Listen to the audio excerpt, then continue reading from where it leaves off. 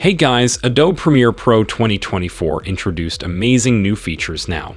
In this video, I'm going to talk with you about audio tagging option.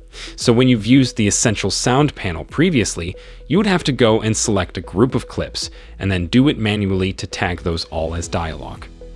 Select the next group of clips and auto-tap those as music, for example, because that's the way that the Central Sound panel works, is by defining what types of audio are in your timeline. So that way you can mix it.